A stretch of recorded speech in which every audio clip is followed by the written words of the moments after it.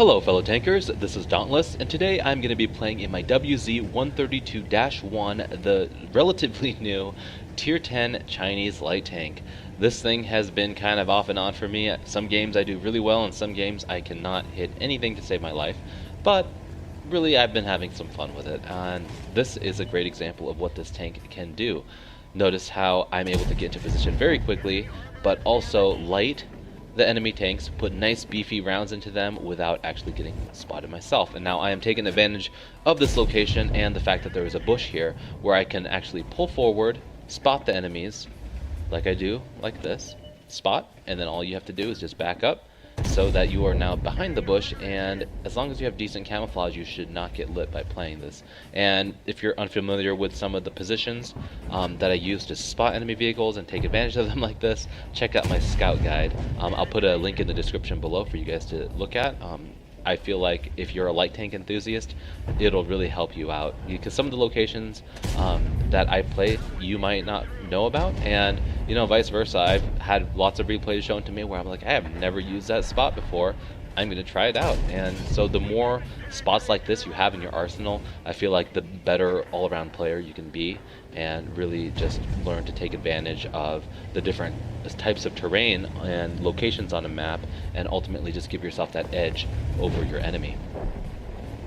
So the map today we're playing is Fisherman's Bay, and looking at the lineup, it's not too bad. We're in a top tier tank. The teams are pretty even. We have one less heavy tank, but the city doesn't look like it's going to have a lot to deal with. The heavy tanks that they do have are lower tier, and really this is kind of a campy map, and having a light tank on a map that's kind of campy like this is a lot of fun. And this is why I had such a good game, and this is why I wanted to show you. This T-44 just looks really tasty sitting out in the open. I'm going to try to get a shot on him if I can. I come around the corner, and sure enough, there he is. There's a bush between me and him, and so he doesn't even see me. And awesome ammo rack right there. I love it when the turret just blows off like that. And I netted myself an easy 1300 extra damage. Now the game has just started, really 2.5 minutes in. We're almost at 3,000 damage thanks to that ammo rack and 1,500 assist already. This Object 263 is kind of out in the open. I don't know if I connected that shot or not. I got a little bit greedy, and by the time my Sixth Sense went off, I did end up taking a shot from a T-54. But really, I have enough HP where I can afford to take at least 1 or 2 hits, but this is really not where this tank shines. I want to be in a position where I can actually be shooting and hitting things, or in a position where I can be spotting for my team. But in a situation where it's kind of just in between like this, where I can't really get too close yet because I don't have enough armor or HP to contest, this is what you end up having to do. So I take another hit, and this time from the WT, and that one hurt. 465 damage. Now I'm down to 700, and I really can't afford to be taking much more damage than this. And so realistically, we are winning pretty strongly. I'm having an awesome game so far, and I want to try to take advantage of the damage I've received already and try to push my damage and my assist damage up further than it already is. So I get into this bush right here, hoping to maybe spot something, but I'm not seeing a lot of action. So I decide to push into this little divot right here, and this will allow me to get below the enemy so they won't be able to put shots into me. So the Object 263 is there. I think about getting up there and putting a shot in his backside, but I end up taking a shot and bouncing one from the Foch, and that thing has an auto loader now, so I really don't want to put myself in a position where he's going to be able to put a couple shells into me in succession, and that is what would happen if I sat out there trying to get a shot on that Ferdy.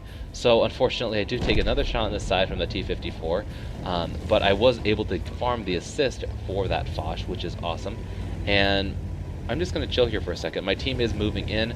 I could get one-shotted here if the WT decides to hit me, and so again, I don't want to, I want to get at least a couple more shots in if I can, and I won't be able to do that if I get one-shotted by the WT. And so I see an opportunity here. The Object 263 has his back towards me. I come around, sneaky, kill, steal, sorry Batchat, and I am able to get my kills up to 2. Now this T-54 is backing up, and I take this as an opportunity. I put one in his tracks because I want to get more assist damage, and lo and behold, he doesn't fix it, and I'm able to get a little bit more assist. So all in all, very quick game. It was under 5 minutes, and hopefully this kind of showcased exactly what this vehicle can do. It's very quick. You can get into initial spotting positions early like a light tank would and get those spots and get some extra damage, especially with this gun, because you do have some pretty high alpha for a light tank. And then you have that mobility and camo to get out of the position that you were initially in and play a different flank. And if you have to play like a medium, you know, you can kind of get away with it, especially with the armor on the turret that this thing has. And it is kind of a dynamic tank. It's really frustrating for me right now because I do like having a little bit more accuracy on a tank that's this mobile, and without it I do end up missing or bouncing a lot of my shots, but when it does pay off, it really pays off well. I did almost 4,000 damage here and 4,600 assist, netting me a total of about 8k combined, which is an awesome game to have in any kind of vehicle. So anyway guys, hopefully you found this gameplay entertaining to watch. If you did, I'd really appreciate it if you give it a like down below, and if you haven't already, subscribe to my channel for more content like this in the future. As always guys, thanks for watching, and I'll catch you guys later.